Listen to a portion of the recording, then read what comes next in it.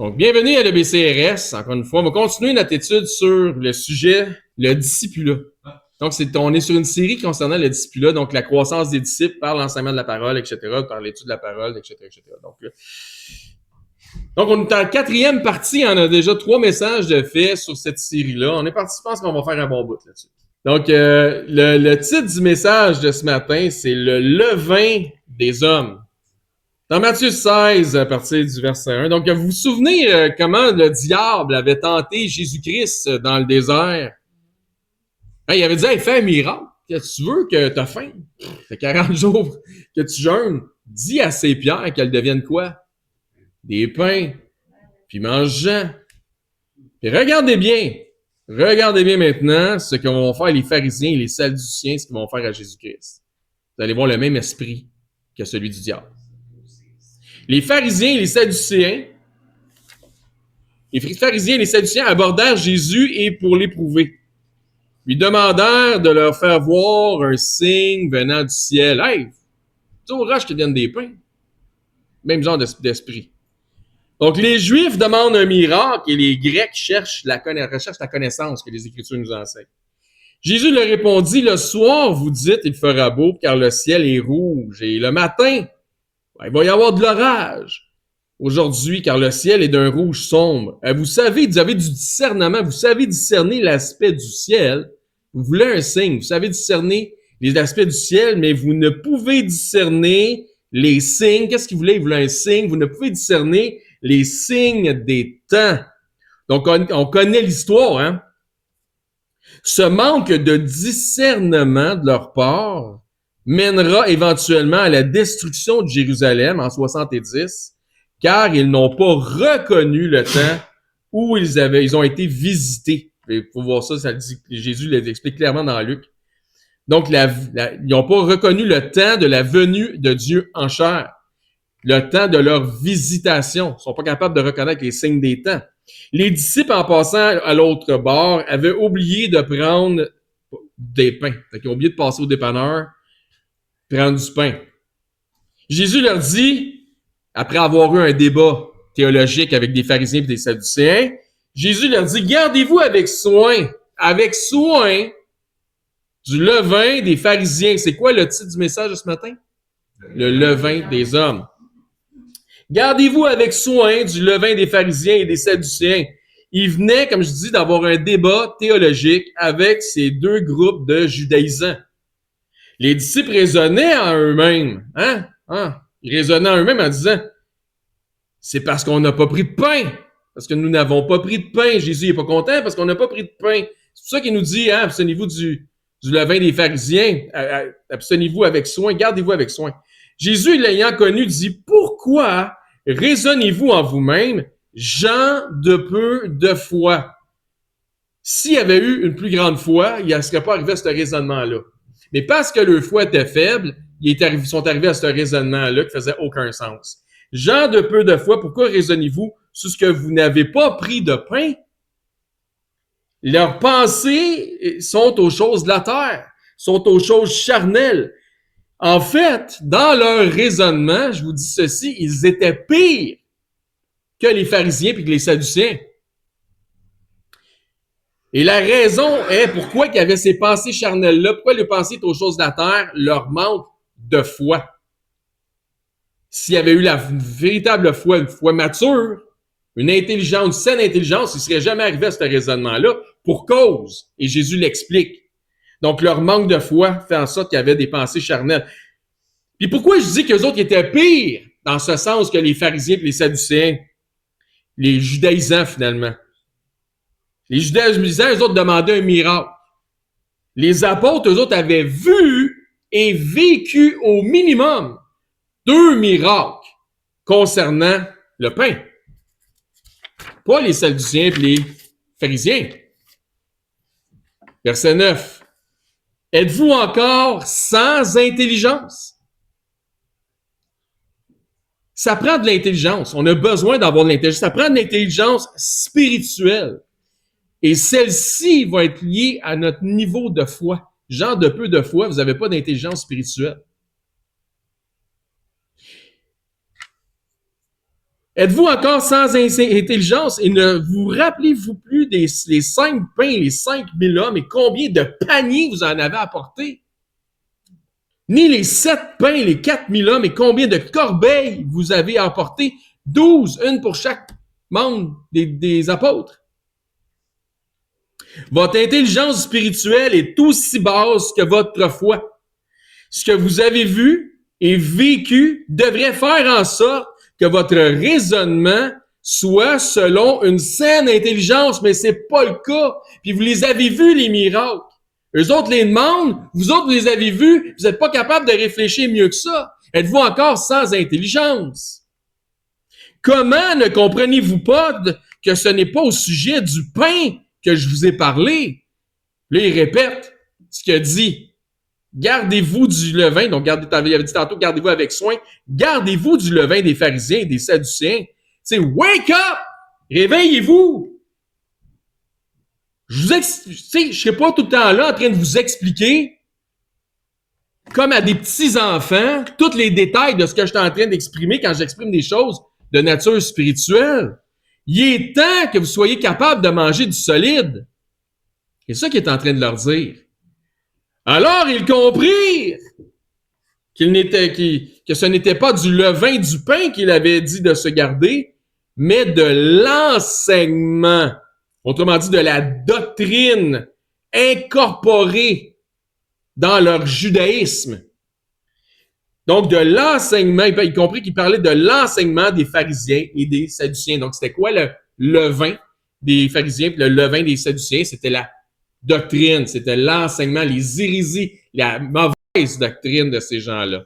Donc, jusqu'à date, dans cette série d'études, on est rendu au 4e message, nous avons déterminé que le discipulat, donc l'enseignement des disciples, passe par les enseignements doctrinaux.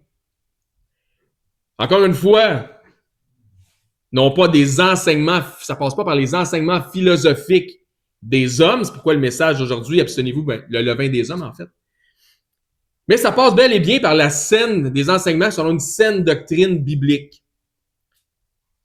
Ce qu'on a vu comme étant les prescriptions de Christ, enseignez-leur tout ce que je vous ai prescrit, où on a fait le lien en disant, donc tout ce que Jésus a prescrit, c'est tout le conseil de Dieu.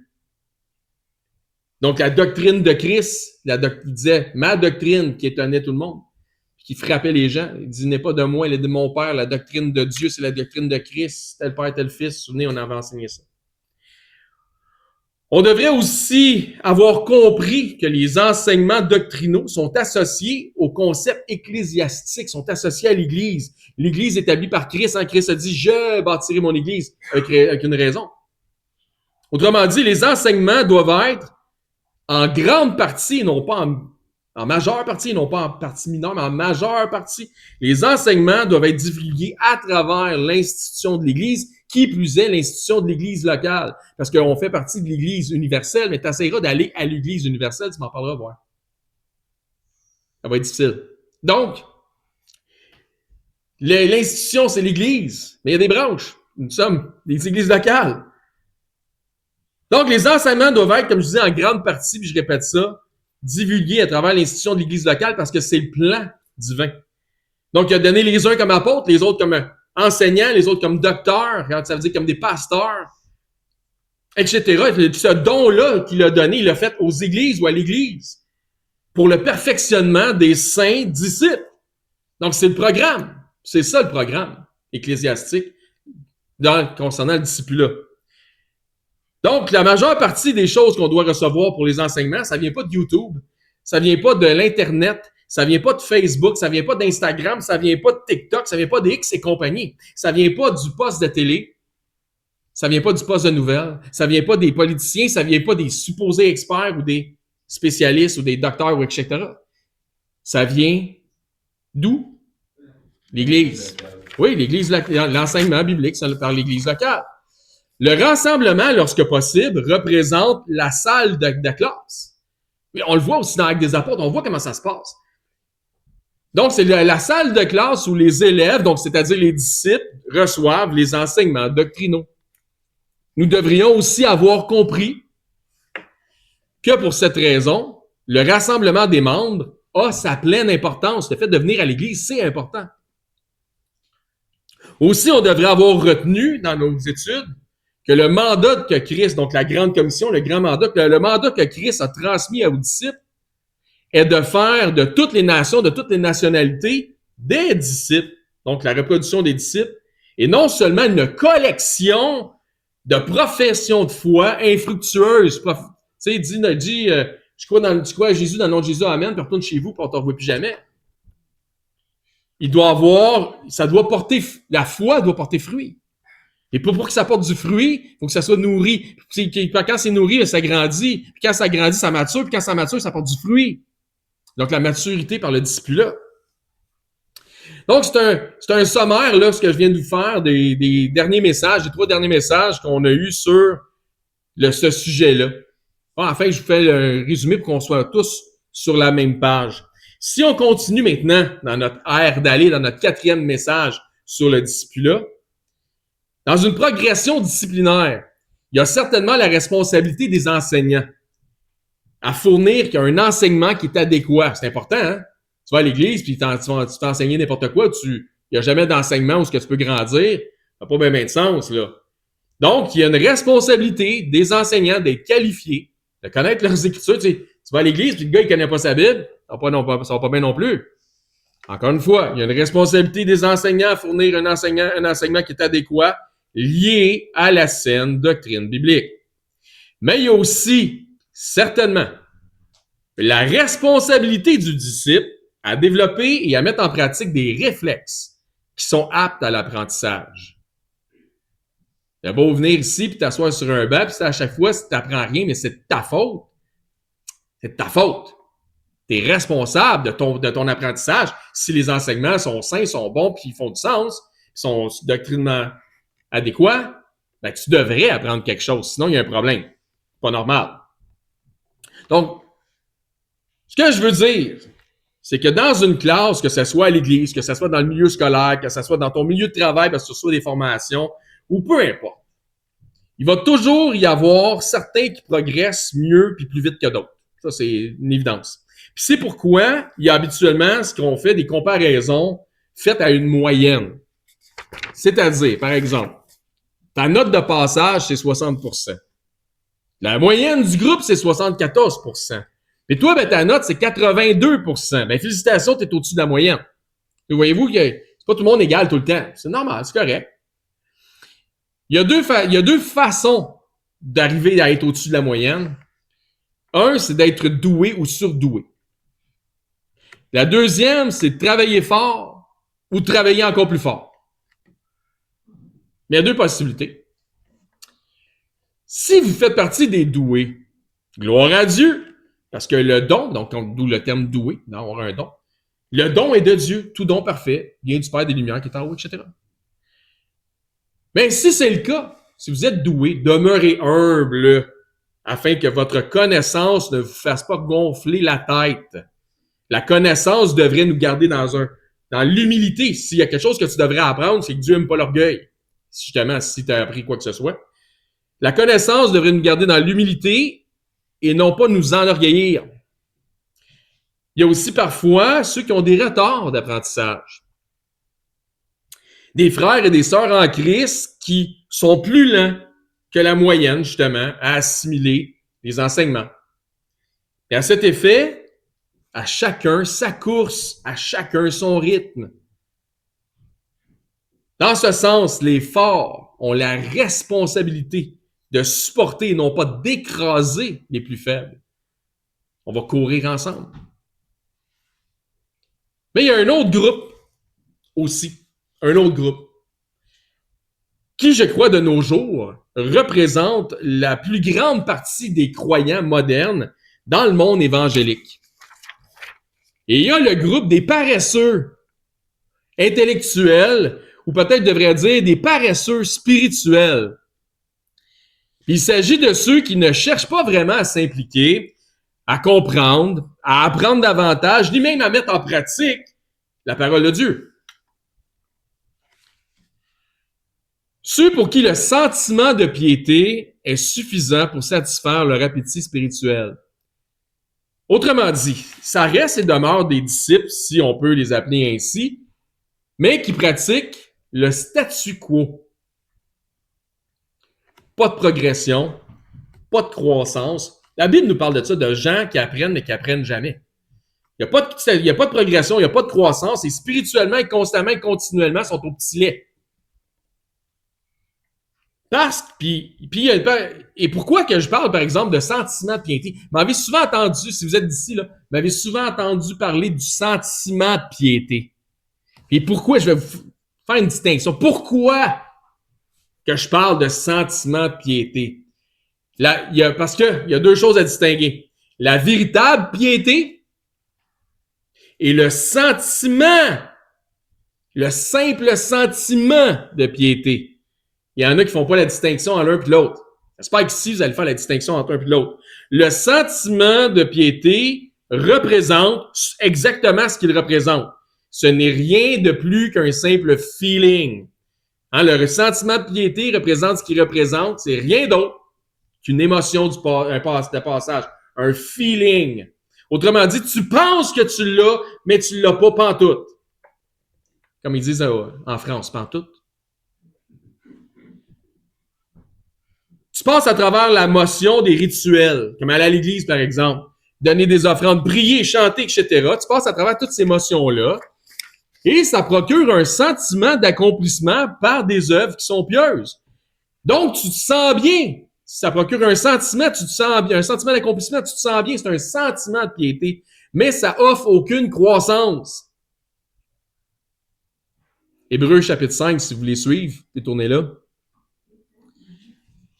T'es stagné en connaissance, tu connais plus ou moins ce que tu as entendu, mais sans jamais vraiment prendre le temps de faire des recherches, en prenant des notes, puis en revisant tes notes, etc. Puis c'est pour ça qu'on fait le mot de la fin à cette heure. Maintenant, comme ça vous pousse à prendre des notes. J'espère que vous révisez vos notes. Pas capable de prendre toi-même des ustensiles pour manger du solide. Donc, tu demeures au biberon. Dans le contexte de l'apprentissage, le statu quo n'est pas une position pour le disciple en Jésus-Christ. Le statu quo n'est pas une position pour le disciple en Jésus-Christ. Hébreux chapitre 5, verset 13. Or, quiconque est au lait n'a pas l'expérience de la parole de justice, car il est un enfant. Donc, il est immature spirituellement. Il n'est pas capable de prendre des ustensiles puis manger du solide par lui-même. Il n'est pas capable, quand on lui donne du solide, de le prendre non plus. Fait qu'est-ce qu'il fait? Il se met à broyer. Mais la nourriture solide, pour faire opposition au lait, est pour les hommes faits, pour faire comparaison aux enfants, pour ceux dont le jugement est exercé par l'usage. L'usage de quoi? Pardon? L'usage du jugement. Pour ceux dont le jugement est exercé par l'usage du jugement, à discerner ce qui est bien de ce qui est mal. Donc, tu sais, il y a ceux qui disent « Ouais, Jésus a dit de pas juger. » Non, Jésus a dit comment juger.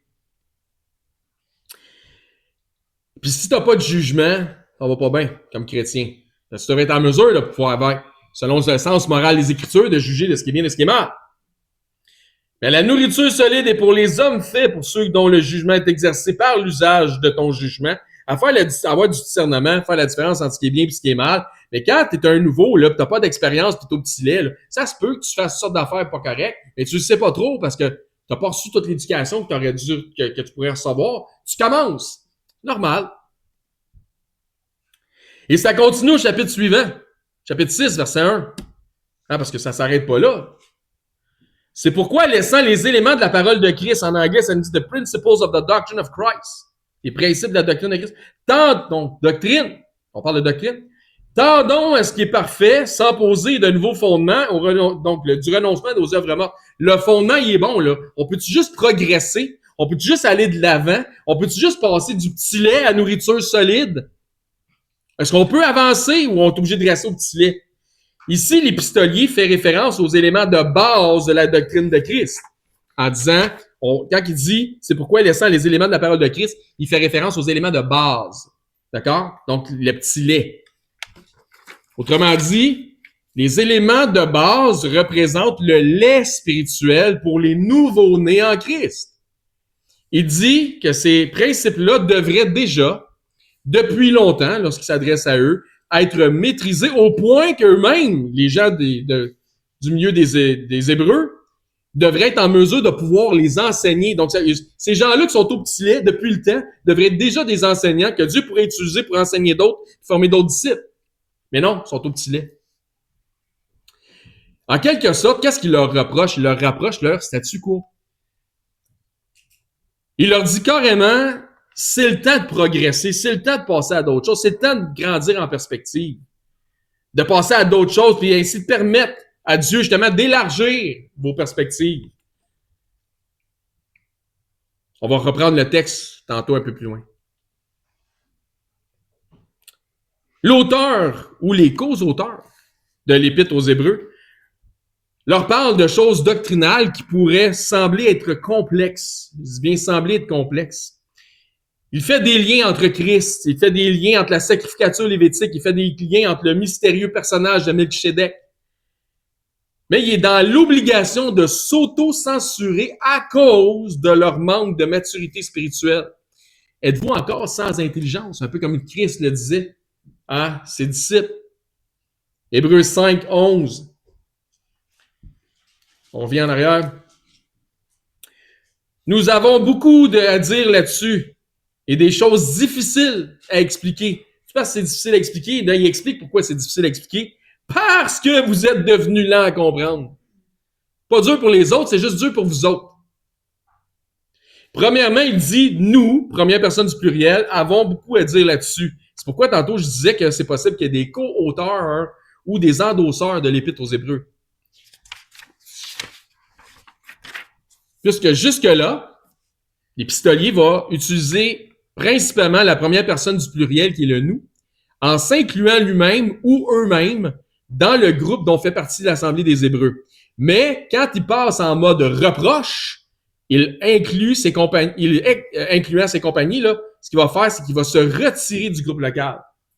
En d'autres mots, à part quelques exceptions dans le texte, il utilise globalement « nous ceci »,« nous cela ». Mais lorsqu'il parle localement, il va dire « vous ceci »,« vous cela ». Est-ce que vous me suivez? C'est l'herméneutique. Exemple, lorsqu'il dit dans le 4e chapitre, vous lirez le chapitre au complet si ça vous tente, « Demeurons fermes dans la foi », donc il s'inclut, « Demeurons fermes dans la foi que nous professons », donc il inclut ses compagnons, il inclut toute l'assemblée, « car nous n'avons pas un souverain sacrificateur qui puisse compatir à nos faiblesses », encore une fois, il inclut tout le monde. Au contraire, il a été tenté comme nous en toutes choses. À ce moment-là, on voit ici clairement qu'il s'inclut, qu'il inclut aussi possiblement d'autres dans le groupe, incluant ceux des membres d'Église de l'Assemblée des Hébreux. Mais au 5e chapitre, il fait une différence entre le « nous » et le « vous ». Chapitre 5, verset 11. Nous avons beaucoup à dire là-dessus et des choses difficiles à expliquer parce que vous êtes devenus lents à comprendre. C'est un peu comme Jésus faisait de reproches à ses disciples, comme je disais, en disant « Êtes-vous encore sans intelligence? » Autrement, voyez-vous comment c'est facile de faire le lien entre ce que ça dit dans Hébreu et ce que Jésus a dit à ses disciples, « Êtes-vous encore sans intelligence? » Vous n'avez pas encore maturé. Vous n'avez pas encore maturé. Le lien est facile à faire. Là. Autrement dit, vous n'avez pas encore grandi, vous n'avez pas maturé en intelligence, en discernement spirituel. Où est votre saine intelligence? Depuis le temps que vous me suivez, que je vous enseigne, que vous êtes les témoins de mes prodiges, hein, dans le personnage de Jésus, etc. Comment ça, vous n'êtes pas plus brillant que ça? Verset 12 de Hébreux 5. Vous, en effet, qui depuis longtemps, devriez être des maîtres, vous avez encore besoin qu'on vous enseigne les premiers rudiments, à la base de la base. Les premiers rudiments des oracles de Dieu, vous en êtes venus à avoir besoin de lait et non de nourriture solide. Donc, on pourrait en déduire que ce groupe était rentré dans une sorte de léthargie, dans un état léthargique, où leur statu quo les avait carrément fait régresser. Ainsi donc, il n'y a pas de statu quo en Christ.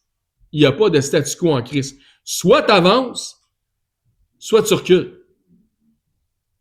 Mais même si tu penses que tu restes à la même place, tu restes pas à la même place, ça veut dire que tu recules. L'auteur mentionne, on pourrait vous instruire davantage dans les voies de la vérité, mais vous ne seriez pas capable de le supporter. Vous devriez être des enseignants depuis le temps, mais vous ne seriez même pas capable de le supporter. Qu'est-ce qu'on pourrait vous enseigner? Vous ne pourriez pas intellectuellement, émotivement, spirituellement l'assimiler. Vous comprenez la base, mais incapable de saisir des éléments qui sont matures. Comme il dit, vous avez besoin qu'on vous enseigne les premiers rudiments des oracles de Dieu. Vous avez besoin qu'on vous enseigne les points de base, mais vous devriez être des enseignants. Vous voyez comment ça distorsionne? Aimerais-tu ça te faire dire ça par Jésus ou par un des apôtres? Vous avez besoin qu'on vous enseigne la base. Ça fait 20 ans que tu te promènes avec ta Bible en dessous du bras, que tu t'en dimanche, tu vas à l'église les dimanches. Puis, ouais, tu as besoin qu'on t'enseigne la base. Vous devriez être des enseignants, mais nous devons vous traiter comme des élèves de maternelle. Donc, c'est certainement un reproche que l'auteur leur fait. Vrai ou vrai? Hein? Pas mal, hein? Pas mal un reproche, là. Pas des fleurs qui lui lancent, plutôt des pots. Le reproche est lié à leur manque d'avoir pris part ou pris au sérieux l'étude des éléments doctrinaux. Ça, c'est le reproche. Vous êtes devenus lents à comprendre, vous avez régressé. Le terme « devenu », vous êtes devenus lents à comprendre. Le terme « devenu » pointe vers un cheminement. Ça pointe à un cheminement. Mais pour ce qui est de leur cas, à eux autres, ils avaient marché ou ils avaient avancé par en arrière. Et il utilise le terme « longtemps » qui manifeste un facteur de temps. Depuis longtemps, vous devriez des mains. Donc, il utilise le terme « longtemps » pour manifester le facteur « temps ». Autrement dit, ça veut dire que depuis longtemps, il aurait dû progresser en connaissance puis en saine doctrine. Mais encore, si l'auteur considère qu'il ne serait pas en mesure de supporter des enseignements plus évolués en perspective, il y a deux possibilités à ça. Pourquoi que l'auteur, l'épistolier arrive et dit « Vous ne seriez pas capable de le supporter ». Parce qu'il risque d'arriver deux choses. Soit ils vont comprendre tout croche, parce qu'ils n'ont pas la maturité d'entendre des choses qui sont spirituellement plus matures. Fait que soit ils vont comprendre tout croche, mal interpréter le sens de ce qu'ils essaient de leur apprendre, et possiblement mal rapporter ce qu'ils essaient de leur transmettre. Ça, c'est une des choses. Ou une autre chose possible, c'est comme des gros bébés. Ils risquent de se sentir offensés puis offusqués par des enseignements plus solides. Ils vont se mettre à broyer puis remplir leur couche. Parce qu'ils sont au petit lait. Un peu comme un enfant qui, toi, là, mettons, là, tu te demandes ça à toi. Toi, là, quoi ton nom, toi? Max. Max, tu sais, jamais tu manges un suçon, là, puis accidentellement, tu l'échappes dans le sable, toi, tu broyer. Non. Mais si t'avais 4-5 ans, t'arrêtes peut-être que oui. Probablement. Ben, tu vois-tu, il y a une différence entre la maturité et l'immaturité. Ben, c'est ça qui est en train de leur apprendre ici. Je vous enseignerai des choses plus solides, puis vous auriez l'air des enfants qui échappent le suçon dans le sable et qui se mettent à broyer. Au lieu d'être des hommes faits, puis d'être capables de le prendre, puis de l'accepter, puis de dire « Ça fait pas mon affaire, mais c'est ça qui est ça, puis c'est ça la vérité, puis c'est de même qu'on peut grandir. » On continue. Merci, Max, pour tes prêts au jeu.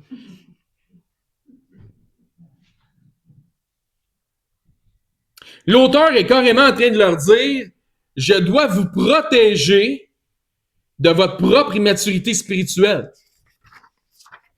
Imaginez être devant un groupe de gens qui traînent chacun leur Bible depuis longtemps, qui sont dimanche depuis des décennies, qui vont à l'église le dimanche, mais de savoir, dans ta position d'enseignant, qu'ils ne sont pas prêts pour certaines vérités bibliques. savez que les gens quittent des ministères qui enseignent des choses plus matures, ne quittent jamais pour les bonnes raisons? Je répète ça. Les gens qui quittent des ministères qui enseignent des choses saines mais matures ne quittent jamais pour les bonnes raisons. Ils sont comme des enfants qui ont échappé un suçon dans le sable, sont offensés puis ils s'en vont. Même si ça fait 30 ans qu'ils disent qu'ils sont sauvés. Ils quittent parce que la parole les a offensés, parce que la prédication les a offensés. Ils reviennent plus parce qu'ils ont mal interprété ce que le prêcheur a dit. Ah, j'ai pas aimé ça, là, qu'est-ce que le prêcheur a dit. Oh, j'ai pas aimé ça. Non, j'ai pas aimé ça, je retournerai plus, moi. Morale d'histoire. Les gens quittent ou ne reviennent plus dans des ministères qui sont matures à cause de leur propre immaturité. Puis tu sais quoi? La maturité en Christ, là, on va découvrir ensemble que c'est un choix que tu peux faire. Puis être immature en Christ, là, devine quoi? C'est un choix que tu peux faire. Exact. C'est comme Paul l'a dit, suis-je devenu votre ennemi en vous prêchant la vérité? Jésus, lorsqu'il a dit à ses disciples, abstenez-vous du levain des hypocrites religieux de son époque. Par immaturité spirituelle, il pensait qu'il parlait de miche de pain. Il est fâché. C'est de notre faute. Hein? Genre, Pierre, ouais. Judas, c'est toi qui as le portefeuille. Appelle au dépanneur. On a oublié du pain. Jésus n'est pas content. T'as pas y penser, toi? Tu l'avais dit. Tu l'avais dit? C'est ça, tu l'avais dit. On a oublié le pain. Jésus n'est pas content. Puis quand Jésus s'est rendu compte que les disciples ne comprenaient rien, Jésus, là, vous remarquerez une affaire. Êtes-vous prêts? Faut du solide. Jésus ne s'est pas excusé d'avoir passé un message au-dessus de leur niveau de compréhension. Il n'a pas fait « les boys, excuse, my bad, c'est ma faute. » Ben oui, j'aurais dû vous préciser que je parlais pas vraiment de pain, mais je parlais de la doctrine, puis j'aurais dû savoir là, que, vu que je suis Jésus, vu que je suis Dieu en chair, j'aurais dû savoir là, que c'était pas vraiment à votre niveau. M'excuse. Sarcastique, hein? Êtes-vous capable de prendre ce que c'est? Laissez ça descendre un peu, voir. Écoutez bien ça, une question pour vous autres. J'en ai même deux pour être certain. Est-ce que Jésus était dans son ego, dans l'amertume, puis en même temps fâché, dans la colère parce que ses disciples ne comprenaient rien de ce qu'il disait? Bon, m'en poser un autre tout de suite, répondez pas tout de suite. Est-ce que Jésus manquait de compassion envers leur manque d'intelligence, leur manque de discernement spirituel? Est-ce que Jésus manquait de compassion? Quoi la réponse à ça, vous pensez? Non, c'est un choix qu'ils ont fait.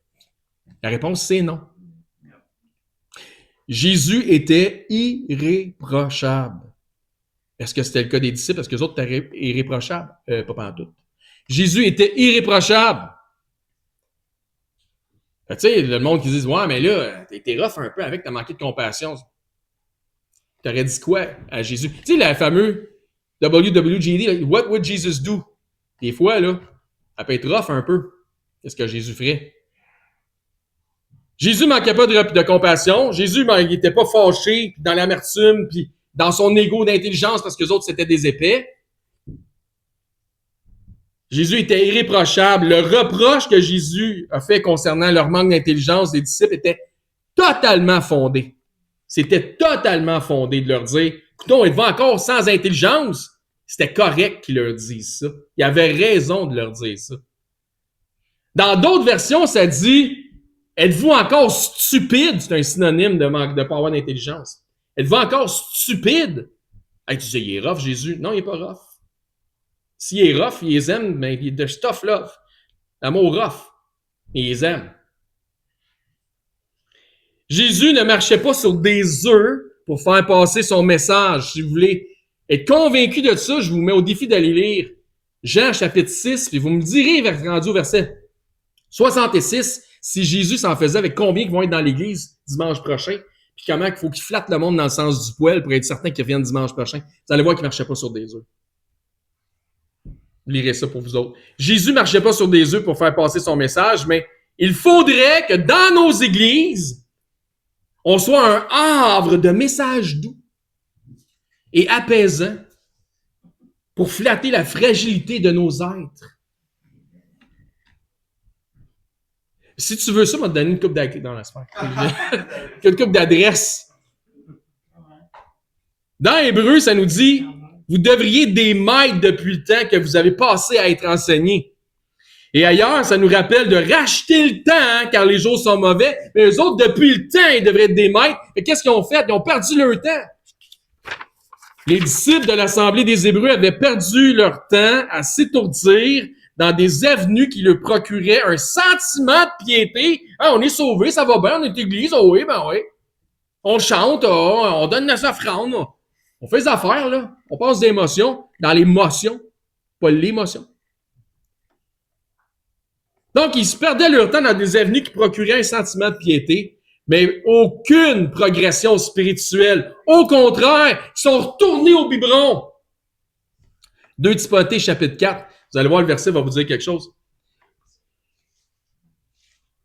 Qu'est-ce que ça fait quand des gens quittent les assemblées qui enseignent selon une certaine maturité spirituelle la saine doctrine biblique?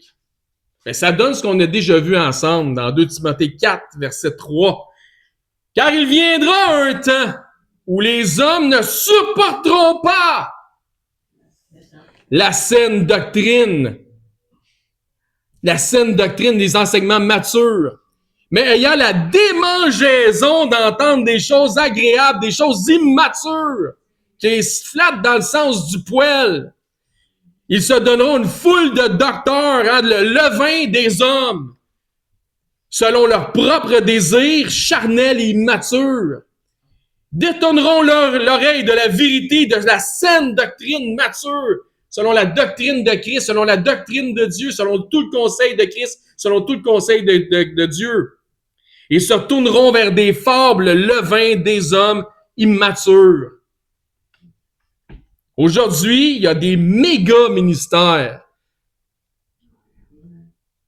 qui ont des niches connexes avec des branches un peu partout, où tous les endroits, ces endroits-là enseignent la même boîte, la même poutine, la même chose.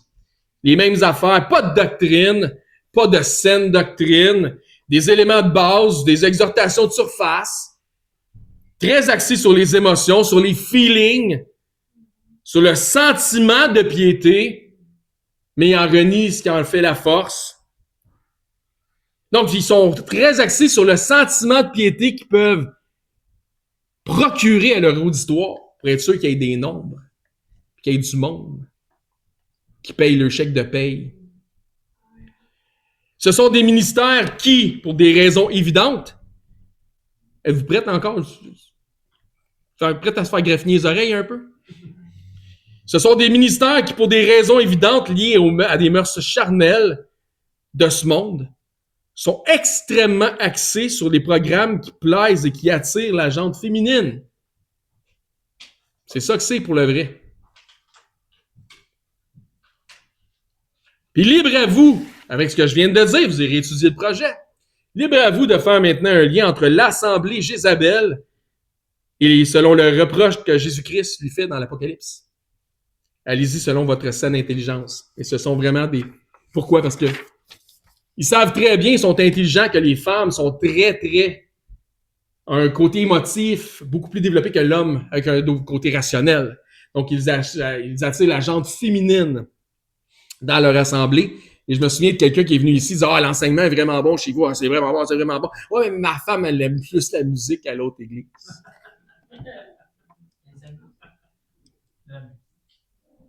T'as mis le... Quoi? T'as le bras dans le tordeur et le pied dans le piège. C'est vraiment ça qu'on devrait faire le focus dessus ou l'enseignement? La maturité de l'enseignement? Regardons. Ainsi, les jeunes hommes et les hommes en général vont premièrement plaire à leur conjoint, comme cet homme, au lieu de se soumettre à Christ et devenir eux-mêmes, en se soumettant à Christ, devenir eux-mêmes le pasteur de leur maison. Comme un chihuahua dans sa coche. La dernière fois que j'ai vu, la dernière fois que j'ai lu, Jésus-Christ avait choisi 12 gars pour le suivre.